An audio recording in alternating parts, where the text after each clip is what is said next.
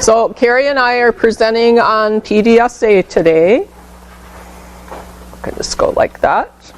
So I just wanted to let all of you know that this is one of my little idiosyncratic behaviors that I have, because I was trained in the 80s in PDSA, or maybe even earlier. It's hard to remember. That's as far back as I can remember.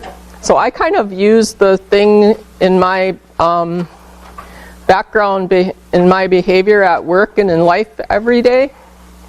So like, for example, I have an app that I use with all of the tasks that I have to do for KCON, for my family, for the multiple project sites I have across the state. And what this does for me is then I don't have to remember things. I write it in the app. So I actually love it. And then I also keep a blue book. I think most of you see me traveling around with it, where I make notes in it. But I even take the notes from this and put it in the app, so everything is in one place for my task list and to-do list. So at the end of almost every day, I rearrange my list so I know what I have to do the next day or get help with, because I can't do everything. So that helps me personally adjust my workflow, my timeline, and redefine all my priorities and not to have to think about it. So at night, I'm not thinking about, like, what do I have to do the next day? So I think everyone can kind of envision that with arriving at work on time if you have someone that's late all the time, and that the goal would be to be on time 5 days out of 5 days, and that what they really need to do is maybe leave 15 minutes earlier every day to work on time. And then to test something like that, you just write it down and then you do it, and then you tell others how you did it if they have the same kind of problem. So PDSA is something that's kind of inbred in me. I don't like every day think I'm PDSAing, you know. It's not something I do. I just kind of enact it because I've had it in my learning and use for so long. So back in winter of last year, FOC voted to adopt PDSA as our method for evaluation. And I don't know if anybody remembers that except me, because I was trying to have some sort of a formal process for when CCNE came. So then when the reviewer said, how do you do it? I would just say, oh, we do PDSA. You know? And we were asked, at least I was. I don't know if anyone else was in the department, but I was asked that question. Well, that was in that flurry of when we were voting on a bunch of things before CCNE. So, but that was kind of like my intention, so that I could very easily answer a question, because I've been a reviewer before for many different things. So today we're just going to talk about what PDSA is. We're going to discuss how to do it, and then simulate doing it within an evaluation project within KCON. So PDSA has been around a really long time, and most people believe the roots of it are with Deming. But actually it was probably Schuhart that was actually the originator of the thinking or concepts around PDSA. And in '39, Deming edited one of his Schuhart's books, and maybe that was where there was the overlap of thinking and learning, and how one person became the originator of PDSA, and it kind of evolved to Deming. And Schuhart was a physicist, an engineer, and a mathematician. So those were kind of the methodical thinking behind PDSA. And I don't know about all of you, but I have a son who's an engineer. At one point, because I love statistics so much, I'm weird, I thought about getting a PhD in mathematics. So I also love mathematics, and maybe that's why my thinking kind of goes in that kind of cycling. But here's the old Schuhart cycle from 1939. You can see it's pretty basic. And it kind of expanded a little bit with different publications and books that were published. And then in approximately, but no one's for sure, 51, they believe Deming modified the Schuhart cycle at the Japanese Union of Scientists and Engineers, possibly in 50, but it might not have been published until 1951. So it seemed to stress design, production, sales, and research. And it was a constantly rotating cycle, and the aim was quality and service. So it's still pretty focused and succinct. And then possibly, but no one knows for sure about this either, in the 50s, some Japanese executives reconceptualized it, but there's no single person, which is common in Japan, that took authorship of that, and it became a problem-solving cycle, and they added the word check, so it was a similar derivation of the same thing, just a little bit different. But in the word control means kanri in Japanese, which is kind of their view of how things are applied. And I don't know if all of you remember, but this was about the time where Japanese automobiles were starting to become popular and take over Detroit. Historically, that was what was going on. And so they wanted to control the automobile market. Very interesting through their approach to how this should be done. And I think everyone knows what they were able to demonstrate looking back now is better quality control over their products, which ended up being more sales for them. So in '86, Deming reintroduced the PDSA, and he often was heard to say that PDCA version was inaccurate because check in the English language means to hold back. See all these little cool things you can find on the internet now? Isn't that fun?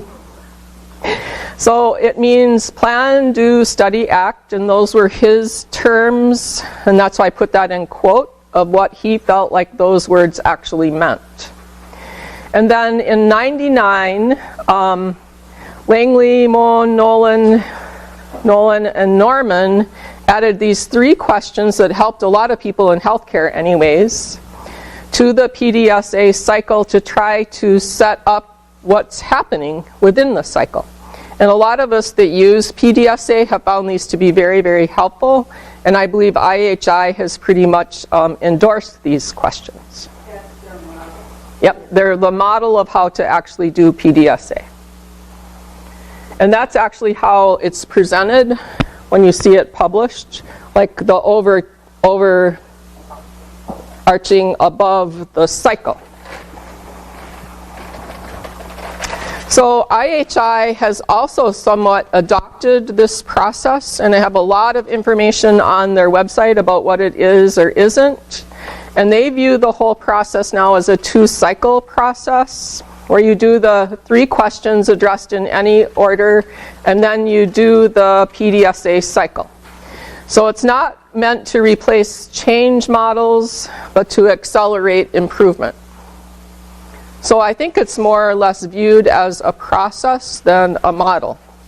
But I can tell you that a lot of the students I work with get confused about that. And some people call it a theory, yep. And in the end, does it really matter? Okay. As long as they use it, it's perfect. So on the IHI website, there's this beautiful, the red letter outline of how to go about the process, because you always have to have them, and I tell this to students a lot, to try to think about a methodical way that you're going to go about doing your scholarly work, and also that they have to write it in their IRB application because they require procedures in those applications.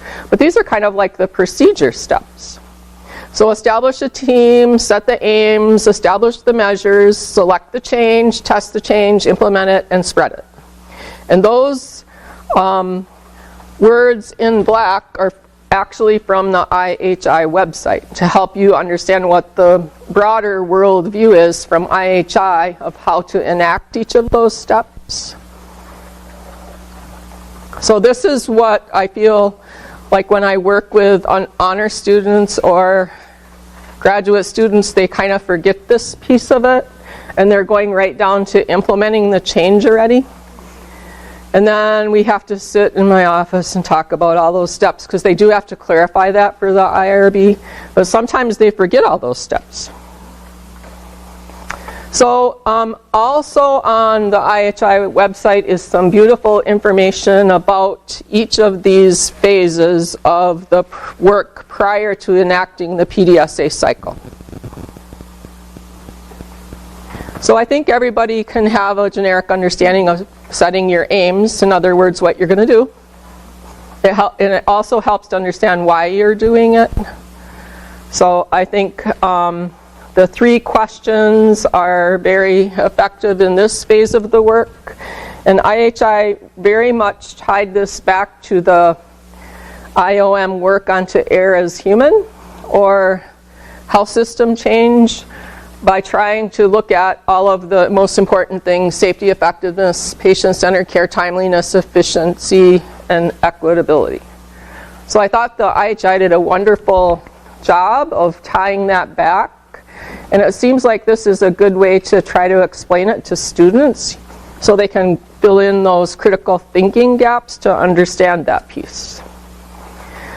So establishing measures is a really important piece of it because, for example, I have many students that come in my office and they say they're going to talk to the clinicians at a location, wherever they are, and that's their thing. So then I say, well, how do you know if your talking was effective and they learned what you were trying to help them learn? And then they say, I don't know. So then I ask them, if you kind of relate that back to what people do in a classroom, and the professor is providing you a lesson, then what does the professor do to know if you learned the lesson or not? And then they say, oh, because they're not thinking about how to measure a person's learning in the most part. And so I think this is a key piece of the work when you're trying to do PDSA. Like if, I'm trying to think of an example in my own work. We had a very high fall rate in the Medicaid waiver population where I'm working.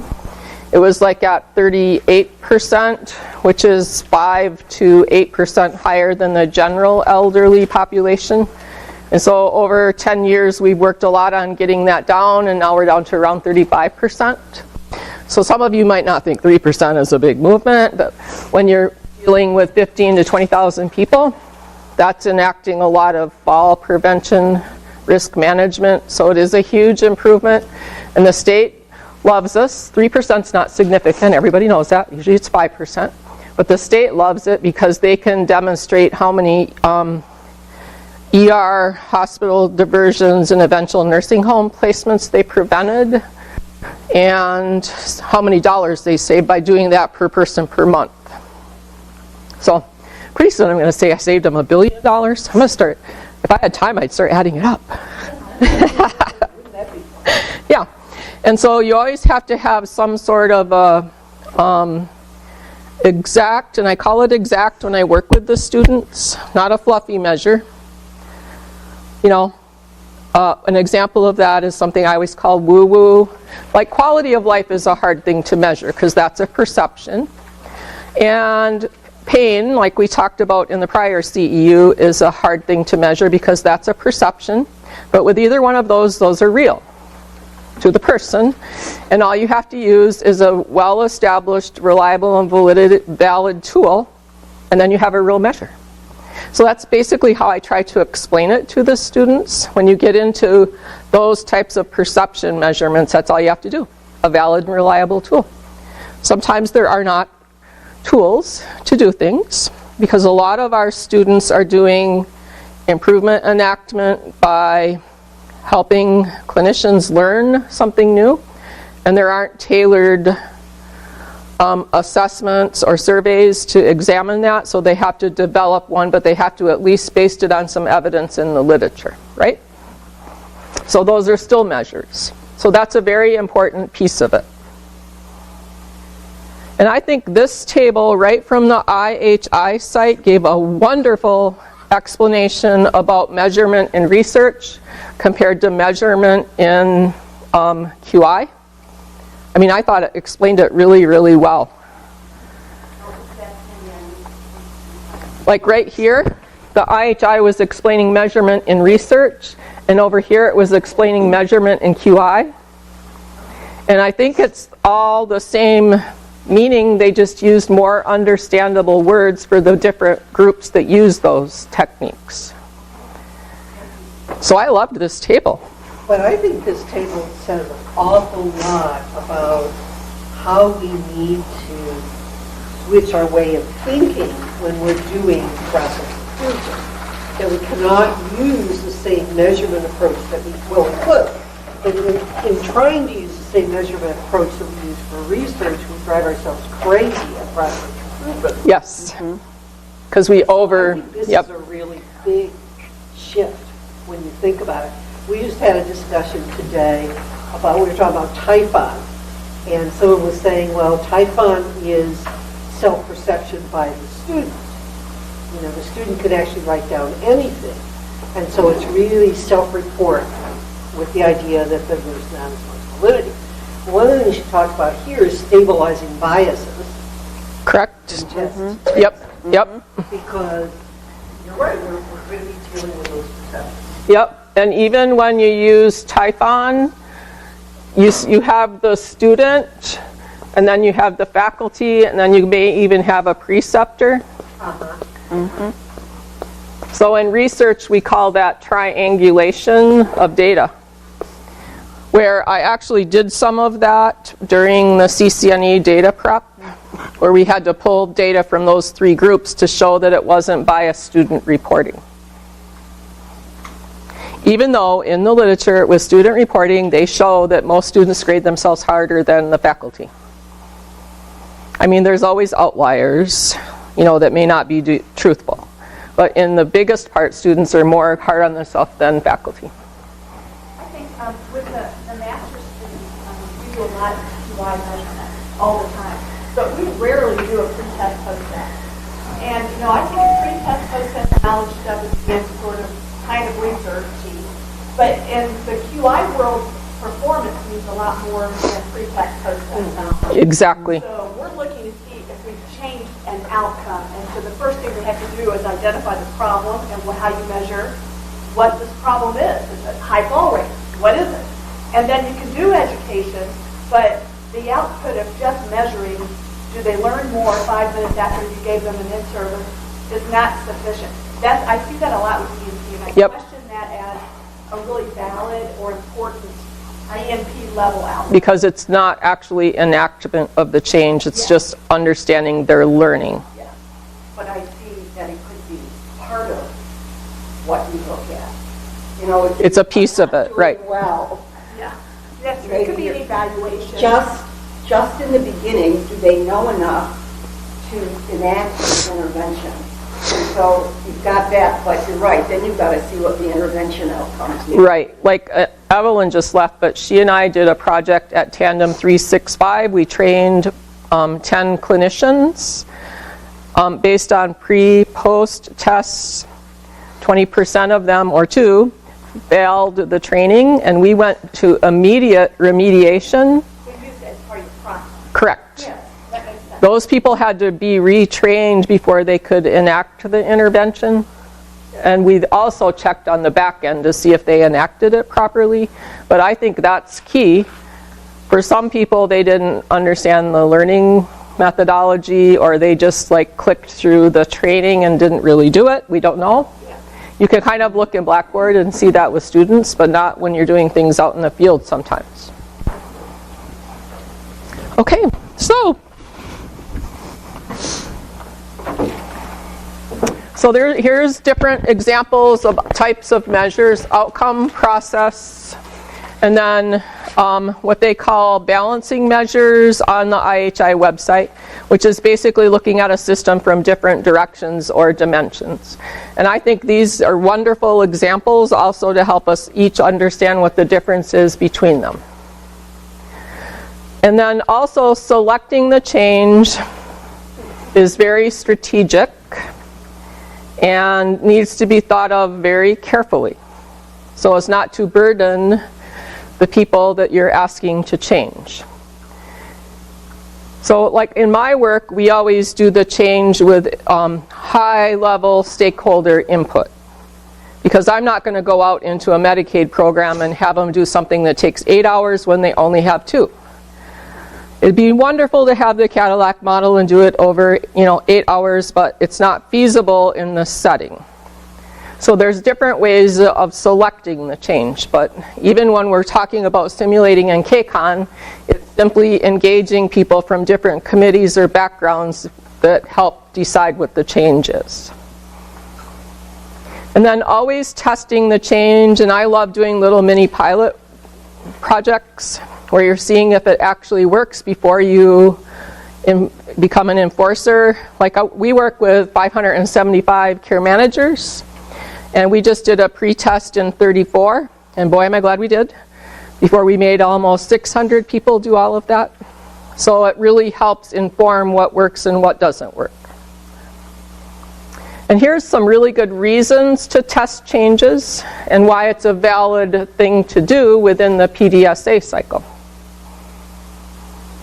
So testing the change is a very methodical thing, and this PowerPoint's also available for you to download and use from Blackboard after we fix it. And so I have very structured plans when I'm testing something, so that I actually know what I'm testing, because over the course of testing something you can kind of forget. It's kind of like when I do literature searches, I'm very methodical about it. And then I kind of keep notes, I just call them field notes, about where I started and then where I ended up. And over the course then I can discuss with my stakeholders to confirm where we want to be when the testing is all over. So I can always tell them, this is how we started, but this is how we are doing it now and why we changed and what our discussion was, so we can go back and confirm that. So that's basically talking about describing the current process, gathering the detail, analyzing the cause. Fishbone is kind of in my inherent body also. I kind of fishbone all the time and try to get to root cause, because being more mature and experienced, I have found that if you can enact change at the root cause, it has bigger impact than getting at the sub-causes of a problem. So I've probably learned that the hard way many times, and that's probably why I have that personal belief.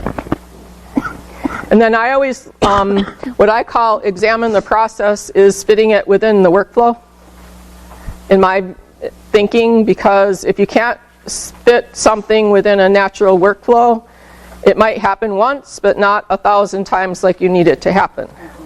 So if you can think about fitting change within natural workflow, it's wonderful.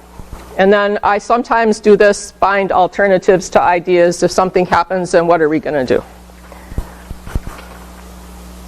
So that was the P in the PDSA cycle. And then testing the change is the do, where you're just trying to test it on a small scale, carrying it out, documenting problems, unexpected effects. I was just working on a manuscript this morning with John Hopkins, my collaborators on my project, and we had like 3 huge unexpected effects of our little pilot test we were doing with 34 clinicians, which in the end will end up saving the state even more funds, so then they can care for many people on the Medicaid waiting list. So sometimes your unexpected findings are just as important as your expected findings. But now I know by keeping my notes that I can better find those little golden nuggets, because sometimes in the workflow of our day, you all know we're all busy, you can lose those if you don't keep some sort of notation of all of that. And then the study is the setting aside of the time to analyze the data and the results, comparing it to what you predicted, and then thinking about these 4 questions. And because I like numbers, I love doing graphics of presentations of findings of things. And then testing the change, refining it, determining what modifications should be made, preparing your plan for the next test, which is usually the bigger rollout. reflecting on your plan and outcomes. And I like to look at the successes as much as I like to look at the failures, because sometimes you can learn from negative things that occur and enact things on this single thing or other things in a broader manner. So that's always helped me a lot. I always bring food and swag wherever I go. Carol can confirm that, because people like it, even if it's only a pen or just a little $3, Grand Valley blue bag that they can then take to the grocery store and shop with. People just love it and they feel appreciated. And then I always talk about, especially when I'm out with stakeholders, when we're making and enacting change, what lessons we learned from this, so that we can help our colleagues not do things the hard way that we knew we kind of did when we were studying and acting upon a change. Like in our Medicaid program, we were working at 3 sites and we have to roll out to 20. Well, we can save those other 17 sites a lot of pain and agony from what we learned not to do as much as we learned to do for our project we're doing. So here's a beautiful example of someone that had blood sugar management and what the interaction was, and then what they were doing to try to enact the PDSA cycle. And I think you can see with a lot of the less mature trained physicians, they seem to think in this manner when they're enacting patient care now. And part of it's probably critical thinking, but the other part of it is probably PDSA, right? And so they're always kind of cycling through this model just like I am when they're enacting their care. So we thought what would help us, now that we have officially adopted PDSA as our method of doing evaluation within KCON, is to try to simulate a couple of topics on things that we have to routinely evaluate within our department, so that we can more universally learn how to use PDSA and to be strategic about use of our time and energy, so that what things we're actually trying to change are things we really care about or have to report to someone. Because I can't tell you how many times in a week, maybe 5 or 10 times a week, someone comes to me and says, I want to do a survey. Either a student or a faculty member. And do we all get too many surveys? Honest truth is I delete most of them because it's just simply too much to do. So I think all of us have survey fatigue, and we need to be strategic about this. Mm-hmm. Carrie, did you want to say something before we did this section? Well, I don't have anything hand. Well, just if you explain your role about program evaluation, because her job is new. And so she has a vision about what it is going to be. You're talking about dashboards, or you? Yeah, a little bit. Mm-hmm. You can fast forward a little bit. We could go to dashboards. So when you're collecting data, a lot of times you end up with a whole big pile of stuff that doesn't end up actually making a whole lot of sense. So your raw data needs to be sort of massaged and brought into a format that you can sort of tap into your key indicators and just focus on those. One of the ways we could do that is with data dashboards. They are sort of a very quick, at a glance view of how your key indicators are doing. Your key indicators are your metrics that show your overall organizational health or departmental health or whatever your focus is. So it's a tool for visualizing data. It's a way of displaying meaningful data that provides insight into organizational health. They usually draw from multiple data sources. So you have spreadsheets and databases sort of in the background that are updated as needed.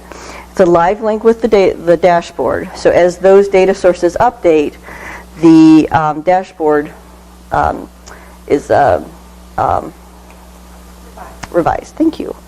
I still am quite sick right now, so forgive me if my brain is not functioning the way it normally should. So anyway, you have these inputs, and there could be, depending on how complex your dashboard is, you could be dealing with 5, 10, 20 data sources. The key thing is, though, you don't want clutter. You don't want more than what will make sense to you. So you need to be very intentional about how you pick what your measures are going to be, and how making sure that those measures really speak to the health of your organization. Show them that example you brought. So this is from the state of Michigan, and it shows, this is actually a really, really nice one because it gives you a very clear indication.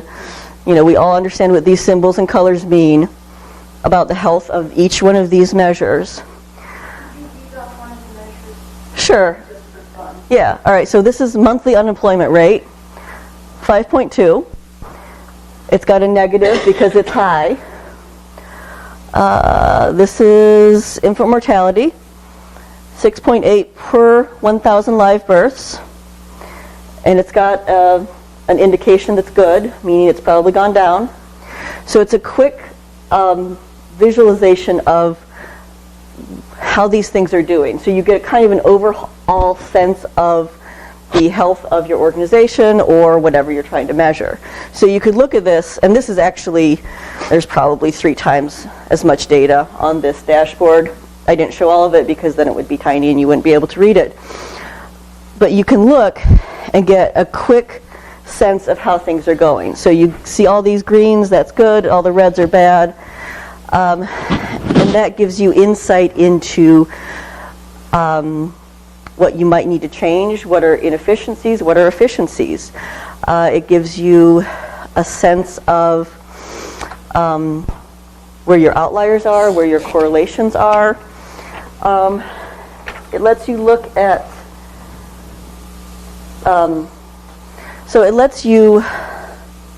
it helps you identify your organizational goals and then align them with your strategies on improvements. So they're a really nice tool to use to give you a sense of how things are going. So, well, I think this is a good point to ask them. What do you feel would be important to have on a KCON dashboard?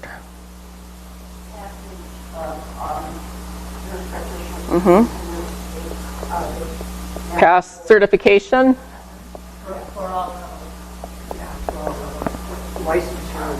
Licensure. Okay, and what else would be good?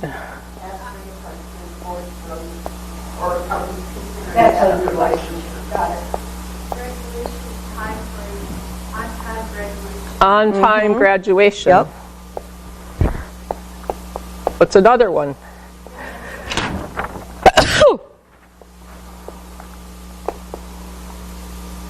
Acceptance GPA.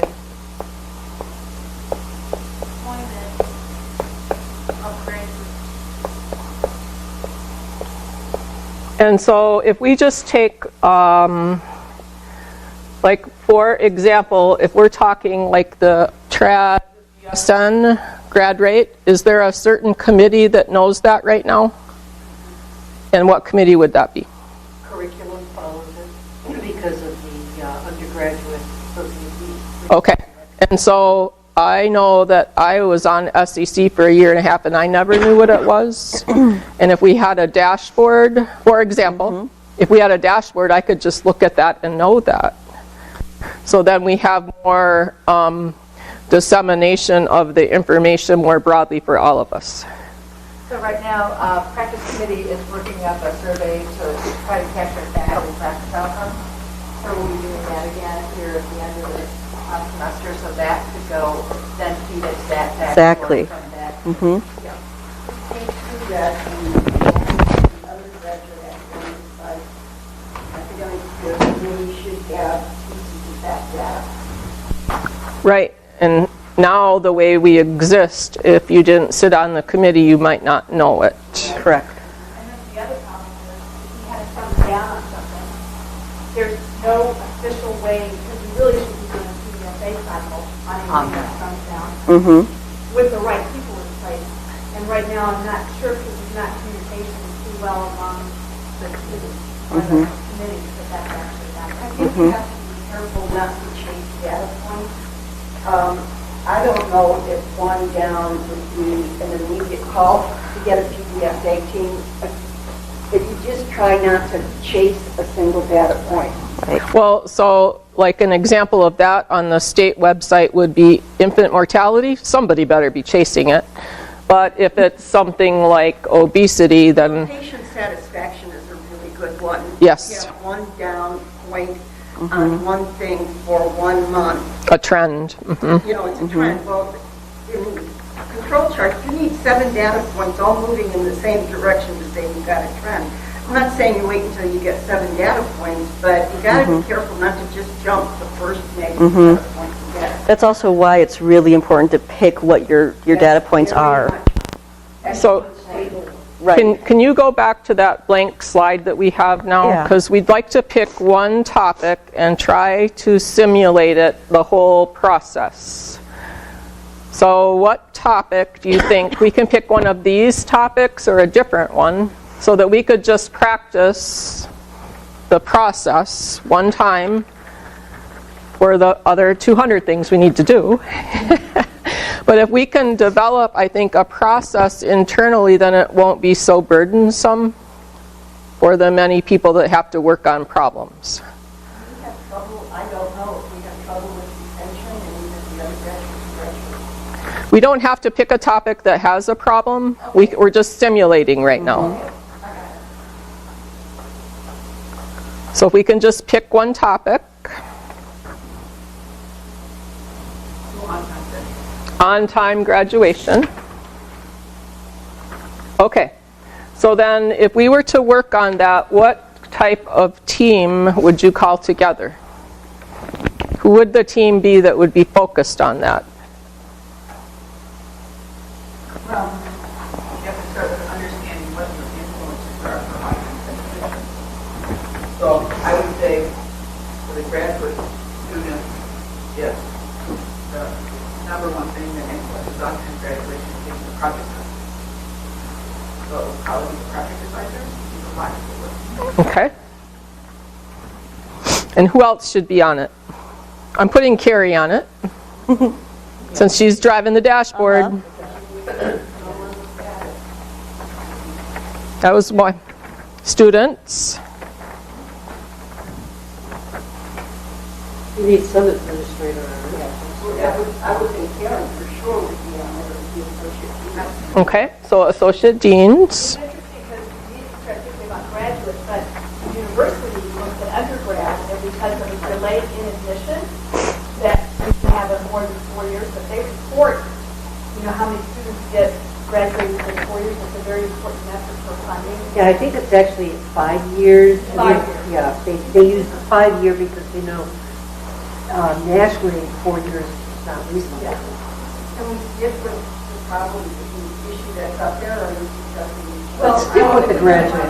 I That's think how you're the going to do it. issue that's actually brought up is very important. So taking the topics, you have to scope it and you truly understand, because the influences of graduate on-time graduation, undergraduate on-time graduation are different things. Yes. So making sure that you scope it and define it in a way that you know this is what you're measuring, that all of your concepts and your definitions all flow in line. So that's a good example of having your topic clear. Yeah, back up the topic. The topic needs to be clear, otherwise you get messy team and you don't really know what you're working on, is what you meant. It also has to be manageable, too. Okay. So your scope needs to be small enough that you can manage it in a reasonable time frame, too. So our topic is graduate. Okay, so, Time graduate. yep. So then how would something like curriculum impact that? My students have trouble getting into PA courses. and may take quite a while before they can actually register for it.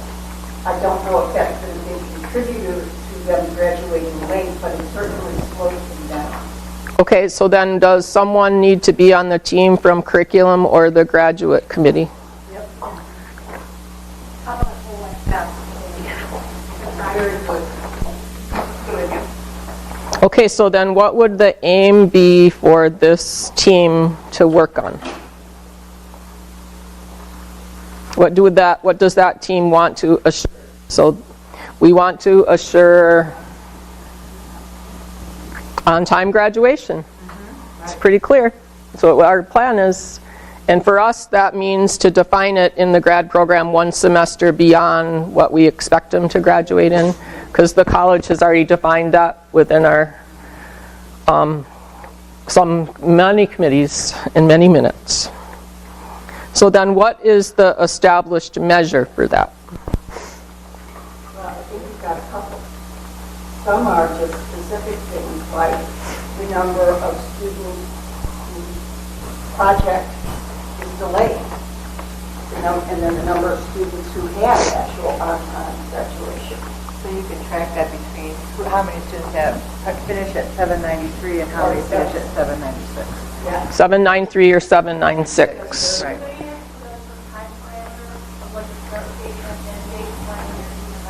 Then it makes it very concrete, because then you know your number of days. Like for me, I feel like a very good measure would be the date they had their proposal defense, and then the date they had their defense, and in between there's a third date when they did their IRB.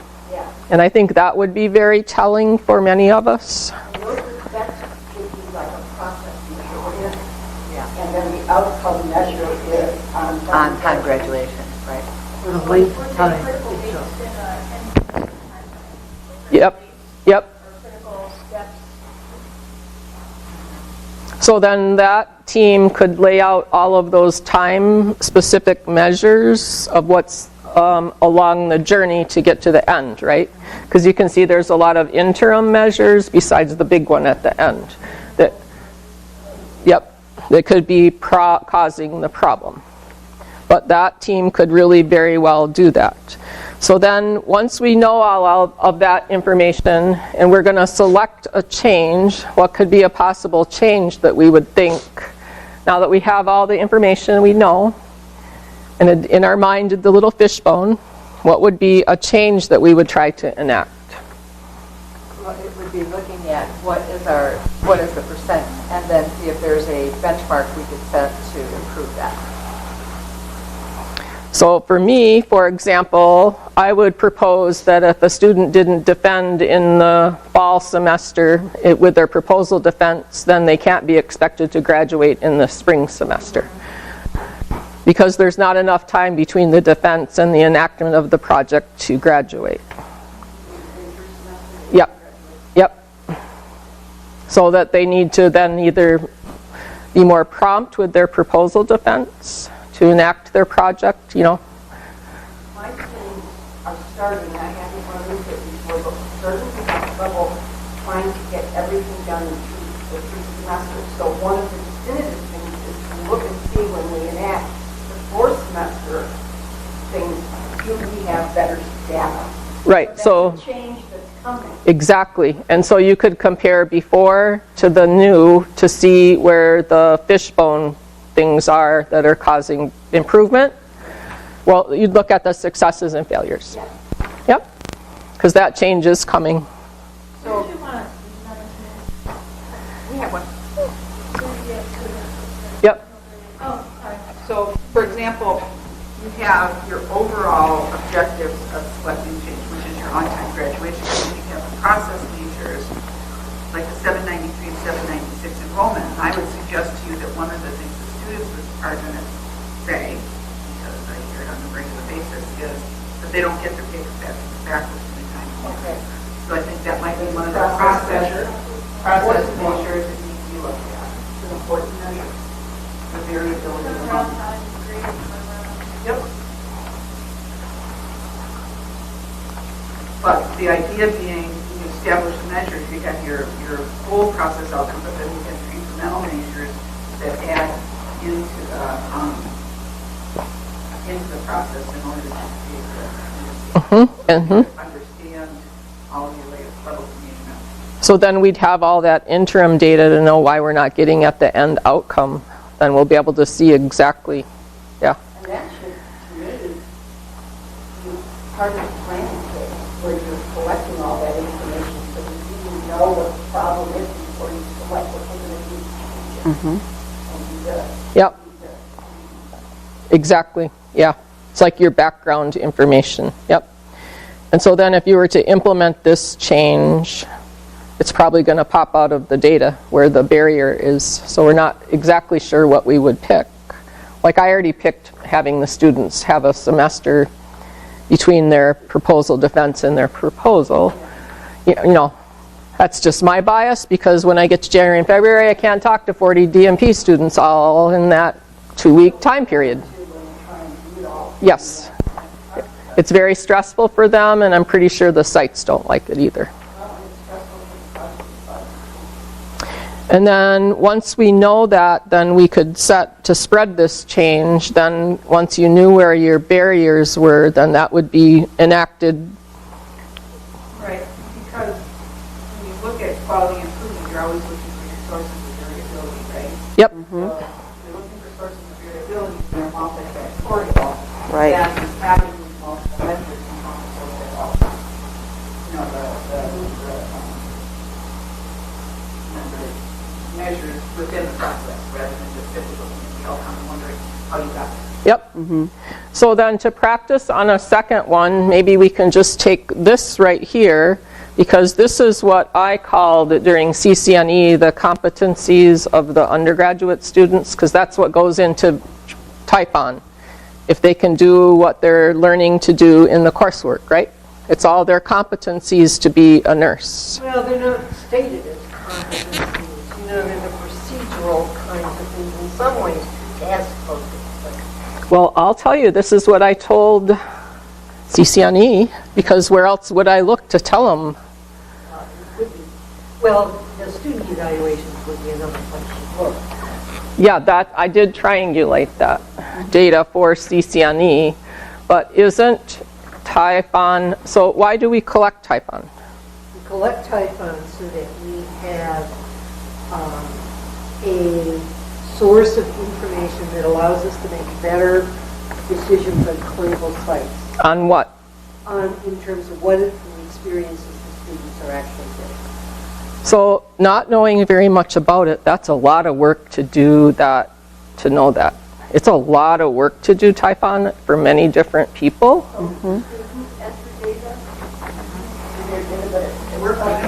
But then the faculty have to, see, we use it a little differently than the graduate program. The faculty actually approve them, so the faculty review them. So in the CCNE world, I had to provide data for them that showed that the BSN trad students were competent when they graduated and that they understood the essentials of being a nurse. And so if you're thinking about that as the topic, because we have to do this. This is required of us because we're an accredited program. So we have to prove those two things.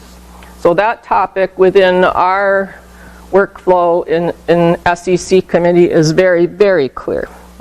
But if we were to focus on this to streamline our work and have it have more clarity, and in essence, because I always think of it in a me world, less burden to do all of this, because we only have so much time, what kind of a team would you call together to work on both the trad competencies and essentials?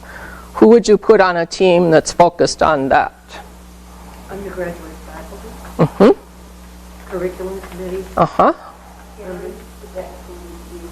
Carrie's on everything. student, community members. We have that on the curriculum committee. We might use that. Probably Janet. Yeah, Would you bring in someone from that committee called UAC?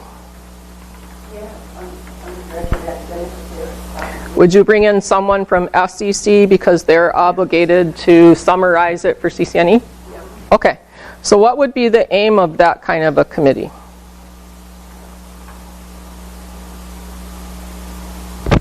Set benchmarks for the different competencies.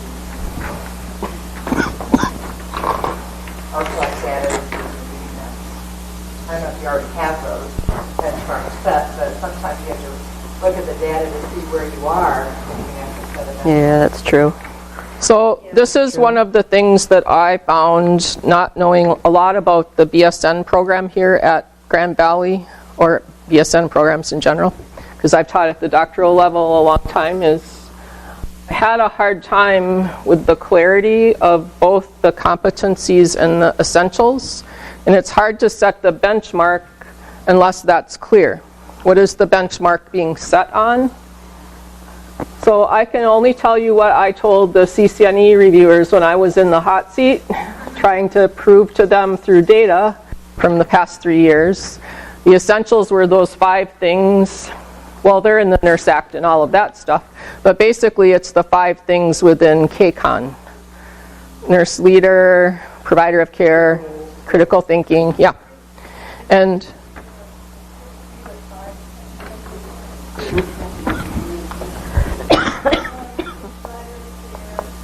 yeah, that's it. I told them.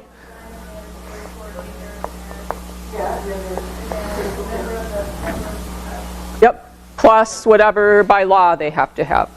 And then competency, because I didn't know where else to pull data from, was Typhon. And I took some things from 4, 6, 7, and also some preceptor forms that were filled out. But one of the things that I feel is that this needs clarity to set that. What do those mean? All those have to be defined. And then if you have 2,500 of them, you're only picking some to work on at a time. Pat Becker just has a good article she just put out. I saw that. See that? Yeah. Talking about the difference between the two of those with skills and reasoning ability. Remember the name of it? No. Pat Becker and We do have competencies though in the faculty evaluation. we have one of everything. Now, that's what we have That's what submitted that, exactly. because we have competencies that relate to community health, and we have competencies. I mean, we have so many gerontology competencies, interprofessional competencies. I thought the PDSA, competencies, measurables, What is KSA?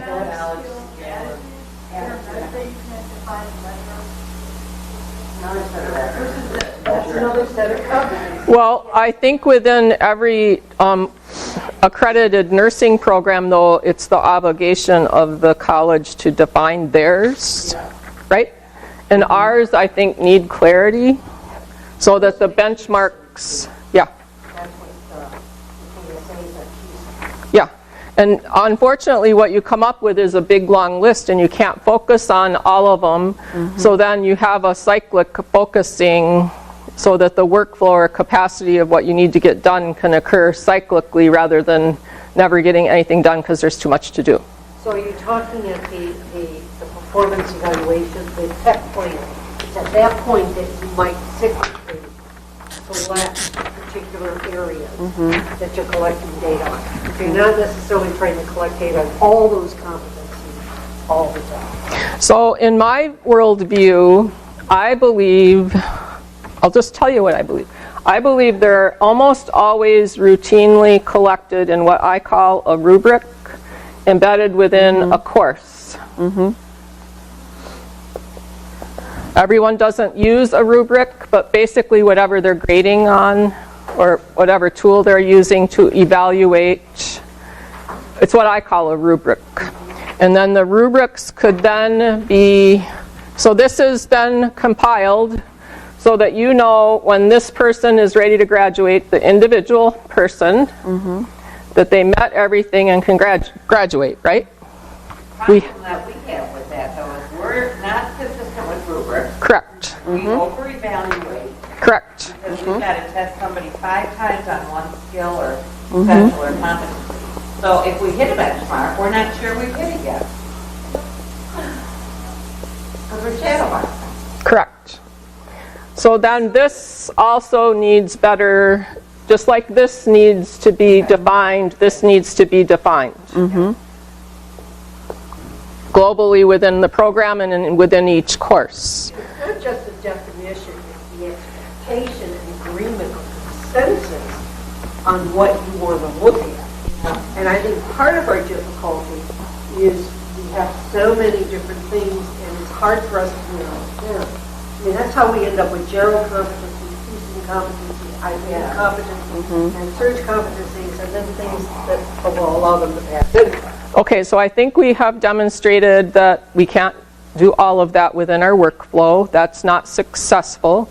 But we could go back and better define rubrics within courses and look at it across a program so that it makes some common sense. So when someone like me comes in from the outside and has to compile it for CCNE, I'm not thinking, what do I have here and how do I explain it?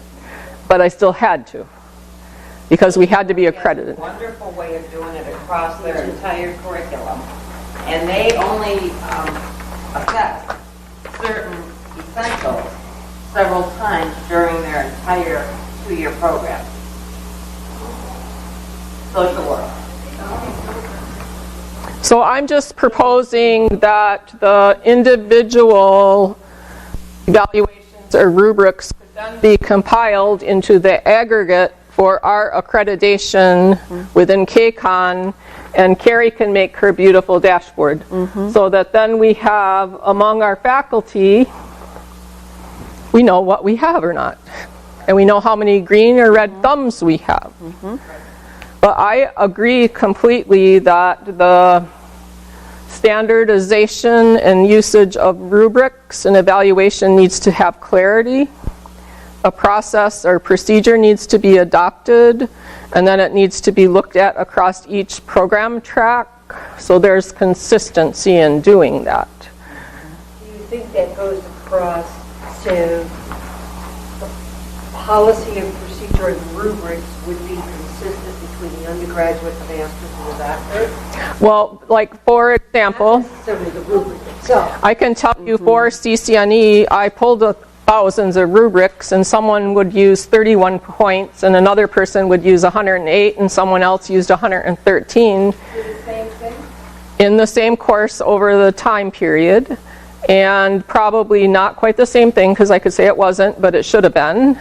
But we could adopt standardization of scoring, so we use the round number of 100 or 1,000 or something consistent. I think that we could agree on. So scoring can become consistent. I think we could agree on selecting these 5 essentials and competencies both at the undergrad and graduate level for each track. Those are things you can agree on. Getting lost in the same 5 because the essentials have 8. No, I'm talking about the KCON. Right. It's called different things in different organizing documents here. Correct. Right. And so like I would propose, like if I were here as a consultant, I would say you should design your rubrics around those 5 elements, because that's what the college has selected, and then you embed the essentials and the other requirements within those 5 categories. That's what a consultant that we would pay a lot would come in and say. And that's what HLC is telling us university-wide. The exact same thing. Because they're going through accreditation and going to be inspected soon, so that then you just have structure for a rubric, a common scoring mechanism, so that they are comparable across years when you change your curriculum or your content or different people teach it. When you say rubric, what do you think are the important elements of a rubric? Well, to me, what a rubric is it's evaluating the learner's attainment of the objective within the course, within the assignment, within the program, whatever it is the faculty is enacting. Okay, but do you have them without this is what the A looks like, this is what a B looks like. I just list out my expectations of what I need to see in that paper and the weight of it. We should have brought one. We didn't bring one. We talked about bringing one, but I provide that to students when I teach, so they can see What an A. exactly. I have complex rubrics, and they can see if they do this, this is their grade. If they do this, but mine are in Blackboard, and that platform allows you to do that. But that's something we can agree on as a procedure. Do we have a 5, 0 to 1 to 5 scoring? Do we have 1 to 3? So there's consistency across how we design our grading within the department, because it does also confuse the students among changing with faculty. I mean, they have 1,000 points in one course and 500 in another. It even confuses them when I have a Blackboard rubric and someone else has a piece of written paper and they don't get it back till the course is over. So they can't improve in the interim of the course with what they're trying to learn. So we're out of time, but I think these are things that we're struggling with in that committee we're having where the chairs of the committees are meeting right now. And it's what SEC is struggling with. And that's why we picked this as a topic for a CEU event, so we could, first of all, remind everyone we voted on PDSA and have now adopted it, what it is, and how we could try to begin enacting it. So we have a structured procedure for doing evaluation in the future. Can you show them the crosswalk? Yeah. And one thing Carrie and I both believe we need to do that is to develop a crosswalk for KCON so that we know what elements of data are required, like for CCNE or reporting to the university. And crosswalks are very common. Everyone was doing one a few months ago when we went from the ICD codes were changing. Everybody who billed did one because they wanted to know what they could bill for. So crosswalks are very common. CCNE had one on their website from the old to the new standards. And this is what I believe that committee was working on, where the chairs were meeting, was defining what their required data items are so that we could understand what data had to be collected, and so Carrie can understand her job. Well, and what data doesn't need to be collected, because there's no point in collecting things that we're never going to use. That's not a current slide, is it? Okay. No. Because we just no longer. No, this is an example. It's because we couldn't remember the new name. Do we have another one? Is there a replacement for So anyways, that's what we're proposing would be like the next step, is to define some of this and then to get some sort of an oversight committee so we could begin to define the essentials and what steps there would be needing to be worked on and who is the best people to work on it. It's a large piece of work though. Yeah. But it can't be any larger than what we're currently doing, to be honest. Well, this would give us a structure too, because what we're currently doing is very unstructured, and so we have pieces that live here and pieces that live there and pieces that live there. And when you want to run a report, and you're usually given the deadline of yesterday to get stuff done, it's very difficult to pull all your stuff together to make a meaningful report. And this would give us the opportunity to have an organized layout that we can just grab what we need and plunk it into where we need it. This would provide the structure so then we could enact a process. Yes. And then the outcome would be we wouldn't be killing ourselves in the interim by doing things at the last minute. And Carrie could provide everyone with a dashboard so everyone would be informed. I apologize for going over. The PowerPoint is on the KCON Connect website on the very bottom. If you would like to use it, feel free. You can use it. It's not in PDF format. Thank you. Thank you for coming.